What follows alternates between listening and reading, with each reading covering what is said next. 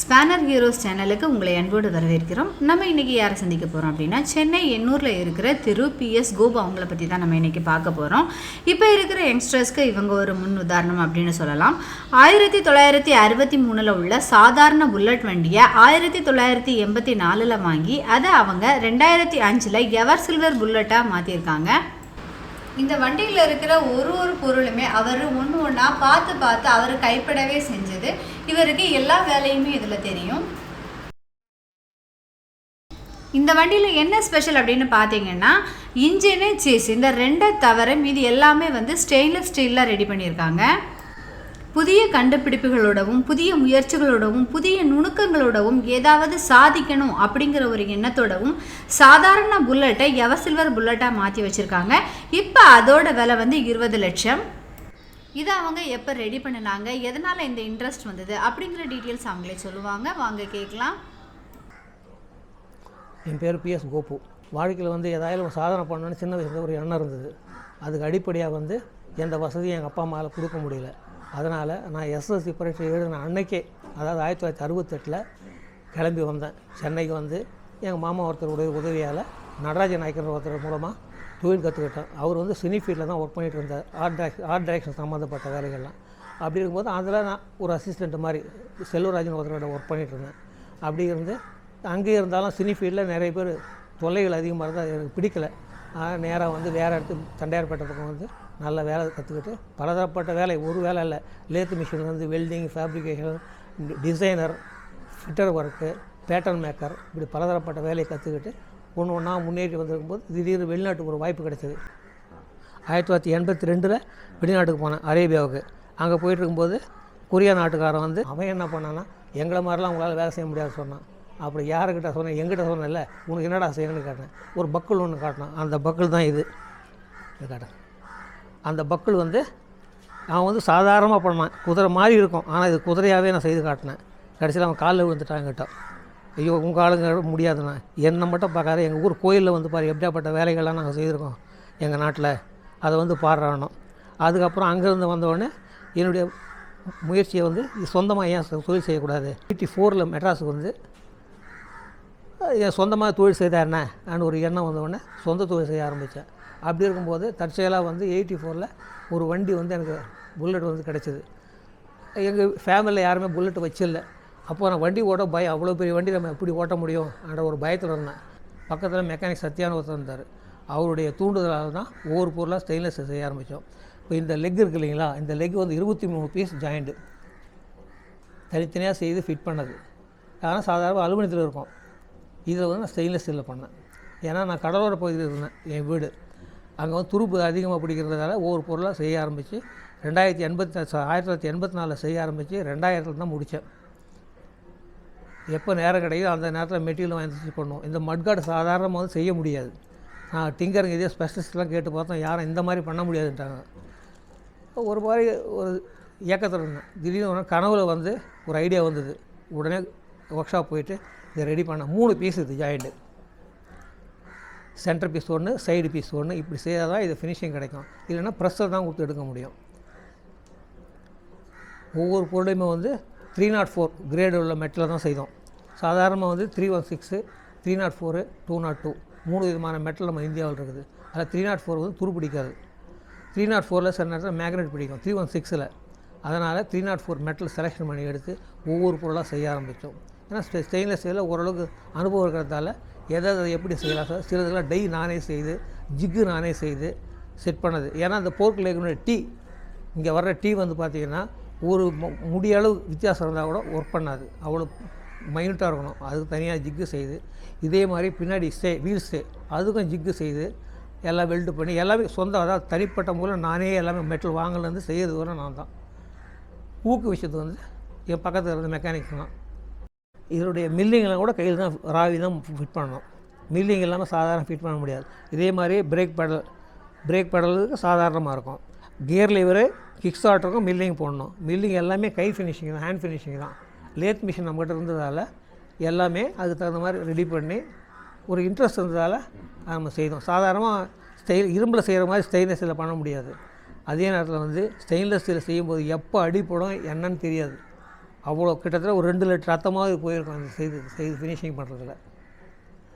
அப்படி இந்த ஒவ்வொரு நட்டுமே BSCY, அதாவது பிரிட்டிஷ் ஸ்டாண்டர்ட் சைக்கிள் த்ரெட்ன்ற முறையில் அதை நம்ம ரெடி பண்ணணும். சாதாரண இப்போ வர்றது MML வர்றது இதுக்கு செட் ஆகாது, அது சீக்கிரம் லூஸ் ஆகிடும். இது வந்து ஃபிட் பண்ணால் ரொம்ப காலத்துக்கு டைட்டாக நிற்கும். அதனால் எல்லாம் BSCY த்ரெட்டு போட்டு ஸ்டெயின்லெஸ் ஸ்டீலில் ராடு, அது எக்ஸகன் ராடு வாங்கி துளையை போட்டு மறையை போட்டு டம்மி போட்டு மூடி வச்சுருக்கு. ஏன்னா டம்மி இருக்கிறதா டஸ்ட்டு உள்ளே போகிறதுக்கு வாய்ப்பு கிடையாது. போர்க் கான்செப்ட் ஆல்ட்ரேஷன் பற்றி கொஞ்சம் சொல்லுங்கள். போர்க் ஹோல்டருடைய டீஸ்டம், இந்த டீஸ்டம் வந்து ஃபுல்லாக ஸ்டெயின்லெஸ் ஸ்டீல். இதே இடத்துல இதில் வந்து டேப்பர் கோன் பேரிங் வச்சுருக்கு, பார்டர்ஸ் இல்லை, இது வந்து taper bearing. Taper bearing set பண்ணும்போது மெஷர்மெண்ட்லாம் பக்காவாக இருக்கணும். அப்படி இருந்தால் தான் அதை ஃபிட் பண்ண முடியும். எந்த ஒரு பொருளை செய்தாலும் வண்டிக்கு சூட்டபிள் ஆகணும், நாளைக்கு பிரித்து மாட்டுறதும் வசதியாக இருக்கணும். அந்த மாதிரி ரெடி பண்ணியிருக்கு. இது வந்து 1990 ரெடி பண்ணேன். என்ன ஒன்று இந்த 1984, 1984 2000 வரலும் எப்போ நேரம் கிடைக்குமோ மெட்டீரியல் கிடச்சி அந்த டேங்க் பார்த்திங்கன்னா இதை கூட கம்ப்ளீட்டாக அந்த மாதிரி ரெடி பண்ணியிருக்கேன். இந்த பக்கம் பேட்ரி பாக்ஸு, இந்த டூல் பாக்ஸும் இது பெயிண்ட் அடிச்சிருக்கு, பட் இது ஸ்டெயின்லெஸ் ஸ்டீல். இது எல்லாம் ஹேண்ட் மேனுஃபேக்சரிங் தான், கையில் பண்ணது தான். இந்த புல்லட்லாம் வந்து யூஸ் பண்ணுறவங்க பெரும்பாலும் ஸ்டாண்டு பார்த்துக்கு பயந்துனே வண்டி வாங்காத மாதிரிலாம் இருக்காங்க. என்ன எனக்கும் ஆரம்பத்தில் வந்து அப்படி தான் இருந்தது. என்ன காரணம் அதை கண்டுபிடிச்சி சின்ன ஆல்ட்ரேஷன் மெஷர்மெண்ட், எவ்வளோ லெங்க்த்து எவ்வளோ ஹைட்டு இதெல்லாம் கணக்கு வச்சு பண்ணதால் ஒரு சாதாரண சுண்டு வரல ஸ்டாண்டு போடலாம். அந்த மாதிரி இந்த ஸ்டாண்டு ரெடி பண்ணேன். சென்டர் ஸ்டாண்டு மெயின் வந்து மெஷர்மெண்ட்டு தான். அதே மாதிரி வந்து இந்த சைட் ஸ்டாண்டு வந்து இதில் வந்து உட்காரும்போது ஈஸியாக நம்ம திருப்பிட்டு கீழே இறங்கலாம். சென்டர் ஸ்டாண்டு போன அவசியமே கிடையாது. அது சேஃப்டி. இது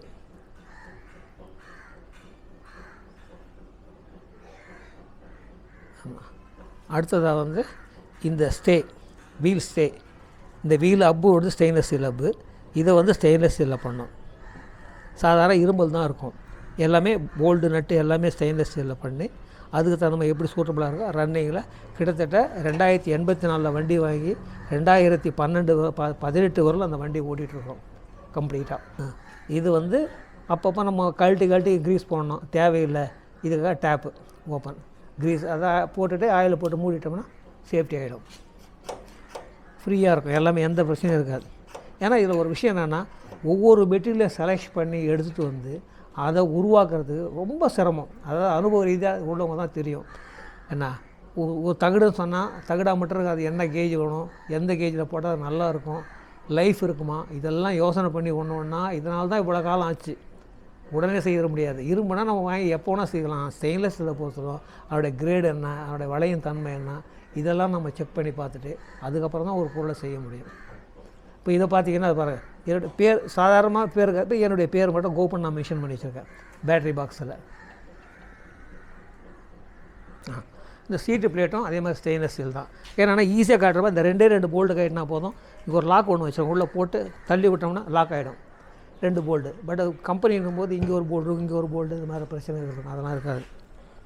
அதோட கிக்கர் ஃபோல்டிங் முதலாக நீங்கள் தான் தயாரிச்சதா சொல்கிறீங்க இல்லையா? அதனை பற்றின டீட்டெயில்ஸ் கொஞ்சம் சொல்லுங்கள். 1986 இது சாதாரணமாக வண்டி நம்ம டோ பண்ணிட்டு போகும்போது கால் இடிக்கும். ஏன்னா இந்த லிவர் இந்த மாதிரி இருக்கும், நீட்டாக இருக்கும். இதை உடனே இப்படி மடக்கணும் என்ன சொல்லிட்டு மடக்கணும். ஃபுல் ஸ்டார்ட் பண்ணி முடித்த உடனே இது ஆட்டோமேட்டிக்காக போயிடும், திரும்பிடும். எந்த விதமாக இடைஞ்சலும் கிடையாது. இந்த லிவர் போடவும் ஈஸியாக இருக்கும். இதை செய்த பிறகு கம்பெனிக்காரில் அந்த கம்பெனியில் அப்ரெண்டிஸாக வேலை பையன் வரது எனக்கு ஃபோன் பண்ணான். என்னடா விஷயம்னு கேட்டால், உங்கள் வண்டி என்ன சர்வீஸ் விட்டிங்களான்னு கேட்டிருக்கான். அப்படிலாம் ஒன்றும் இல்லையா? அப்போ உங்கள் வண்டியினுடைய ஃபோட்டோ எடுத்து அந்த லிவருடைய மாடல் பார்த்து செய்ய ஆரம்பிக்கிறாங்க. ஆனால் அவன் எனக்கு இன்ஃபார்ம் பண்ணான். என்ன அதையும் நான் வந்து அவங்ககிட்ட கேட்டேன். இந்த மாதிரி ஒருத்தர் வேலை செய்கிறான்னா அவங்ககிட்ட ஒரு ஐடியா கேட்டு, இது சின்ன பொருளாக கூட இருக்கட்டும், அது துரும்பாக கூட இருக்கட்டும், அதை எனக்கு கேட்டிருக்கணும். நீங்களாம் ஏன் அந்த மாதிரி பண்ணி இல்லை நான் ஏற்கனவே பண்ணோன்னு போய் சொன்னாங்க. அதுக்கு பிறகு தான் ஃபோல்டிங்கை மற்ற கம்பெனிகளை பார்த்து இவங்க அந்த வண்டியினுடைய கிக் ஸ்டார்டரை வந்து ஃபோல்டிங் மாற்றினாங்க. இந்த லிவர் எல்லாமே ஸ்டெயின்லெஸ் ஸ்டீல் தான், எல்லாம் 304 கிரேடு தான். இந்த மெட்டில் வாங்கி அதை சுருக்கி அதை லெவல் பண்ணி அதுக்கப்புறம் கிரைண்டிங் பண்ணி தொழில் நுணுக்கத்தோடு பண்ணியிருக்கு. இந்த போல்டு நட்டு எல்லாமே ஸ்டெயின்லெஸ் ஸ்டீல் தான் கம்ப்ளீட்டாக. இந்த சைலன்சர் இது வந்து 316 கிரேடு. இது 304. இதில் இன்னும் ஸ்பெஷல் என்னன்னா, நம்ம வந்து அடப்பு ஏதாவது இருந்து க்ளீன் பண்ணோன்னா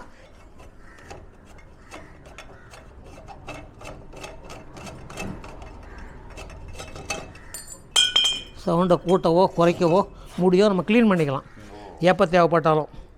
டஸ்ட்டு ஃபார்ம் ஆகாது.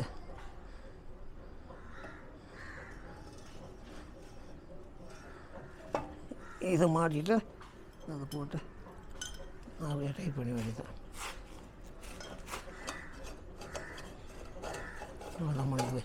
ஒவ்வொரு பொருளும் நான் செய்த உடனே அதோட பின்பக்கம், அதாவது இந்த சைடு பின்புறமாக வந்து அந்த வருஷத்தை மெயின்டைன் பண்ணுவோம். ஏன்னா நமக்கு ஞாபகம் வரும் இந்த வருஷத்தில் நம்ம பண்ணோம் அப்படின்னு சொல்லிட்டு. அதுக்காக வந்து இதெல்லாம் பின்னாடி இருக்குது. அதனால் கழட்டி பார்த்தா தான் ஒவ்வொன்று கரெக்டான வருஷம் தெரியும். அது ஒன்று. இந்த டூல் பாக்ஸ் செய்யணும். இது வந்து ஃபுல்லாக ஸ்டெயின்லெஸ் ஸ்டீலில் மேனுஃபேக்சர் பண்ணது தான். டிங்கரிங் ஒர்க்கிலேருந்து போல்டு நட்டு தயார் பண்ணுறது, லேத் ஒர்க்கிலேருந்து வெல்டிங் எல்லாமே நான் பண்ணுறது தான். யாருடைய உதவியை நான் எதிர்பார்க்கறது இல்லை. அதிகப்படியாக வெயிட் இருந்தால் தூக்கி வைக்கிறதுக்கு மட்டும்தான் யாருனா கூப்பிடுவேன். இதில் அப்படி தூக்கி வைக்க வேண்டிய பொருள் எதுவுமே கிடையாது. ஆமாம். இப்போ லேட்டஸ்ட்டாக வந்து இந்த ஏர் ஃபில்டரும் ஸ்டெயின்லெஸ் ஸ்டீல் தான். உள்ளுக்கு வந்து ஃபில்டர் வந்து நம்ம எப்போ வேணாலும் மாற்றிக்கலாம், ஈஸியாக இருக்கும். அவனும் பிரச்சனை கிடையாது. சாதாரண பாக்ஸ், ஸ்கொயர் பாக்ஸில் இருக்கும் மேனுஃபேக்சர் தயாரிப்பு. நம்ம தகுந்த மாதிரி நமக்கு இது ஒரு டிசைன் பண்ணி அழகாக வச்சுருக்கிறோம், அவ்வளோதான். இப்போ இந்த இதெல்லாம் பார்த்திங்கன்னா இது எல்லாமே ஸ்டெயின்லெஸ் ஸ்டீல் தான். இல்லைனா இதில் மில்லிங் இருக்கும், இதுலேயும் மில்லிங் இருக்கும். அந்த மில்லிங்கு கூட கரெக்டாக கையிலேயே ஒன்று ஒன்றா மில்லிங் போட்டு அதுக்கப்புறம் ஏற்றணும். இது கிட்டத்தட்ட 25 வருஷமாக அது யூஸ் பண்ணிட்டு எந்த ப்ராப்ளமும் கிடையாது.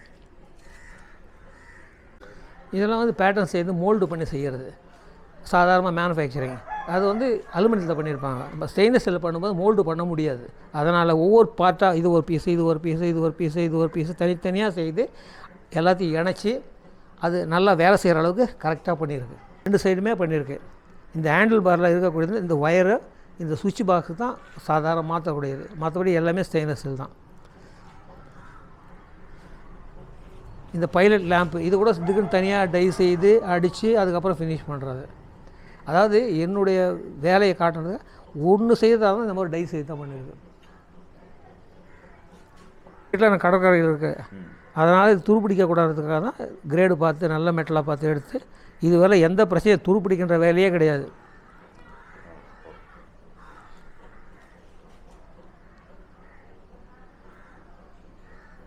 இந்த 2 கோடு போட்டிருக்கோம் அதில், அதை போட்டிருந்தா பிஎஸ்சிஒய் நட்டு. என்ன ஒரே கோடு போட்டால் 8 mm இது மாதிரி போல்டு சாதா போல்டு போடும்போது ஒரே ஒரு கோடு போட்டிருக்கோம். இந்த டம்மி பண்ணிவிட்டு, ஏன்னா டஸ்ட்டு உள்ளே போகாமல் துருப்பிடிக்காமல் இருக்கிறதுக்காக போடுறது. இங்கிலாந்து தயாரிப்பு. இந்த வண்டி 1963 மாடல். இது வந்து அந்தமான் நிக்கோபார்லேருந்து இங்கே ஒருத்தர் கொண்டு வந்தாங்க. அவர்கிட்ட நான் வாங்கினேன். வாங்கி 84 வாங்கினேன். 84லேருந்து கிட்டத்தட்ட 2005 வரலுமே ஒவ்வொரு ஸ்பேர் பார்ட்ஸாக சொந்த முயற்சியில் செய்து வச்சுருக்குறோம். பட் இப்போ வயசு எனக்கு 75 ஆகிடுச்சு. இதுக்கு மேலே வண்டி ஓட்ட வீட்டில் இருக்கிறவங்க தொல்லை பண்ணுறதால வண்டியை ஸ்டாண்டிங்கில் தான் வச்சுருக்கிறேன். பட் என்னுடைய வேல்யூ வந்து இது கிட்டத்தட்ட 20-25 லட்சம் ரூபாய்க்கு மதிப்பு இருக்குது. ஏன்னா இன்றைக்கி வந்து ஸ்டெயின்லெஸ் ஸ்டீல் வந்து சொல்கிற கிரேடு கிடைக்காது. எல்லாமே கடைகளில் வந்து ஏமாற்றுவான். 304னா 202 கொடுப்பான். என்னோடய சொந்த முயற்சியில் நான் செய்கிறதால இது என்னோடய சந்ததிகள் பார்க்குறதுக்காக இதை நான் ஒரு ஷோக் ரூம் மாதிரி வச்சுருக்கிறேன். நான் பக்கமாக பாதுகாத்து வச்சுருக்கிறேன். ஏன்னா நிறைய பேர் கேட்குறாங்க, என்ன கொடுத்துருவ சொல்லிட்டு. எனக்கு கொடுக்க விரும்பல. 20 ரூபா கேட்குறாங்க, 20 லட்சம் ரூபா வரல கேட்குறாங்க. ஆனால் நான் தர முடியாதுன்னு ஒரே கண்டிஷனாக இந்த நிமிஷம் வரல இருக்கிறேன். இந்த வண்டியை நீங்கள் யாருக்கு கொடுக்க போகிறீங்க? என்னால் ஓட்டவும் முடியாது. என் பேர பிள்ளைங்க வந்து இன்றைக்கி இதில் இருக்கான், பேட்மிண்டனில் ஒருத்தவங்க இருக்கான். அவன் வின் பண்ணிட்டு வந்துட்டானா இந்த வண்டியை அவனுக்கு நான் கொடுத்துடலாம் ரெடியாக இருக்கிறேன்.